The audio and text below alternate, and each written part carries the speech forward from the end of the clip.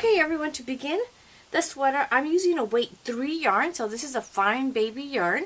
I'm using a lavender and a white color. You can use whatever colors you want. You're also going to need your yarn needle. It's soft, round on the top, some scissors, and then for this sweater I use a size G hook. Here is a 4.25, and you're going to be making 12 granny squares with 1, 2, 3, 4 rounds each. So here you could see that I use the lavender for the first 2 rounds and then the white for the last 2. You can make whatever color combinations you like.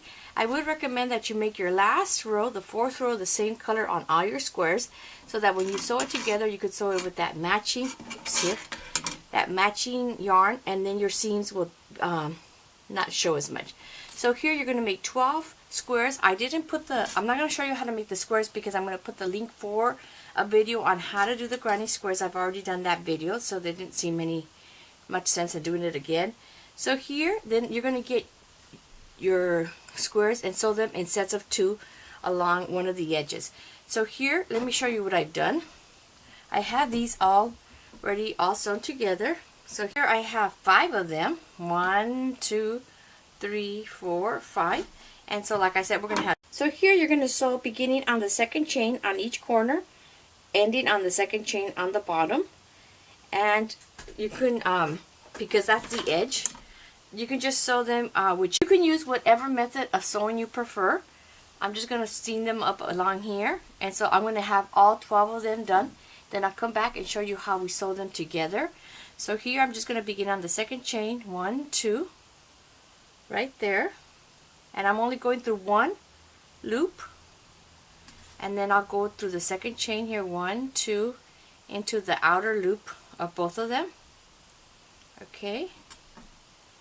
I'm just going to make a little knot, flip it over, make a little knot, and then that side, I could just kind of work it in when I'm working with my seams. I'm going to flip it back over so that I could see where my seams are. If you want, you could put them together this way or just lay them like this. Now I'm going to my next stitch, grab that outer stitch only, and then do it that way all the way across. Make sure all your stitches are matching up, and if you like, you could sew that tail in as you go to hide it. This is all we're going to be doing across. So you're getting the outer, the edges that are outer, not all. You're not going through both loops because this will make a nice flat seam.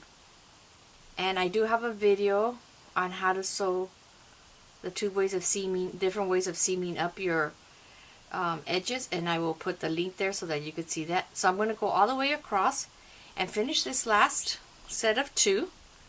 You can see that now when I open it up, it'll lay nice and flat. And I'm going to come back and I'm going to show you how we work these other ones.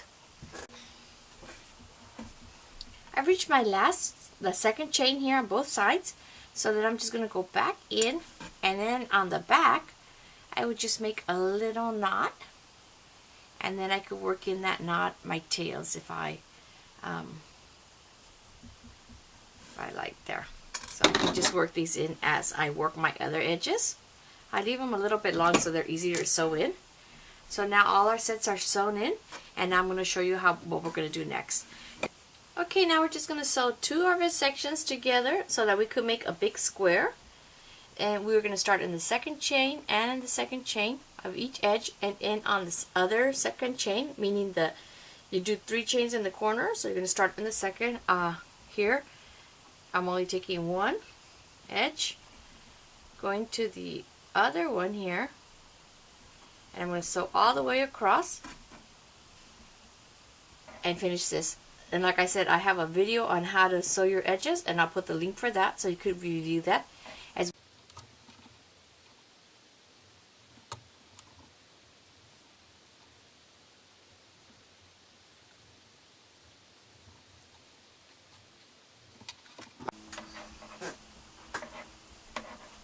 Okay, now as you can see, I've sewn my 2 pieces together, so I have that square. All the right sides, of course, are facing the same direction, meaning up.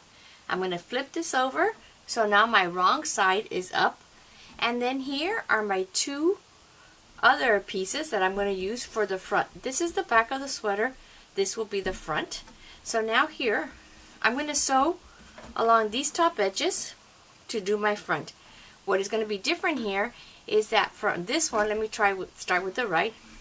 I'm going to start at that second chain here like I have been all along. So open it up this way. You can flip, it could just be like this. It looks like a big, kind of like a flag there.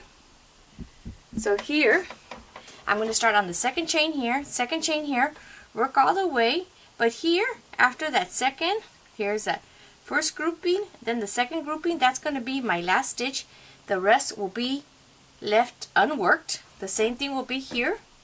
I'm going to start in the second chain, work here, and then when I get here to my second grouping, here's 1, 2, the rest, the corner and the next group will be left free, so that this will be the neck of the sweater.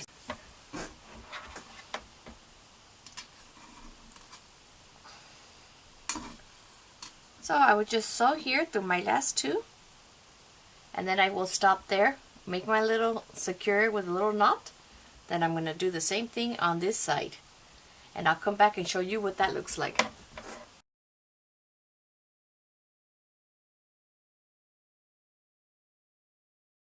Okay, and now you're going to take two of your pieces, you're going to line them up, open this up like this. Okay, so now we have the neck piece. You're going to line these up here, sew these from this corner to this corner there, and do that on the same side. And these are the sleeves. This is the back, the front, and the sleeves. Sew these together here, beginning on your corners, ending on your corners on both sides. I will do that and I'll come back and show you how it looks.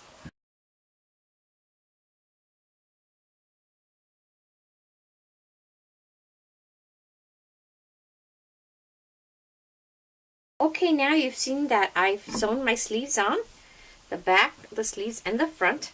Now we're going to pick this up. These are all the right sides. The bottom is the wrong side. I'm going to pick it up, fold it over, and now can you start to see the shape of the sweater? Now we're going to sew from this edge to the center, and then from the center down to shape the sweater. We're going to do that on both sides. Okay, so you could do it either way. You could start from this side on if you want to do some people like to, instead of sewing, they like to do it with a slip stitch. I'm going to be sewing my edges just the same way, starting in the second chain of the corner here, just like that. And now the easy way for me to do it is to, now that I know that these pieces go together, I'm going to open it this way so that I could sew along, and I'm going to do both sides.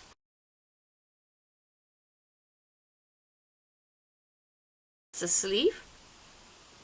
So this part has been sewn there. Now sew the other side the same way, and then we'll come and do the little trim around the edges. Okay, now you can see that I've sewn both sides, and now you could clearly see the shape of the sweater. Of course, this is the front and then the back. So now here I'm going to join my yarn in the bottom edge here. I don't want to do it on the front because I don't want it to show the join, and you know, when the baby's wearing it. So here what we're going to do is we're going to do trim all the way around the edges and around the sleeves, and then that way you have more of a finished edge instead of just the edge of the granny square. I'm just going to start on the right side. So this is the right side of the little sweater. I'm going to start in the back here because I don't want to have the join. Like, I'm not going to do it on the edges because then it'll be too bulky there.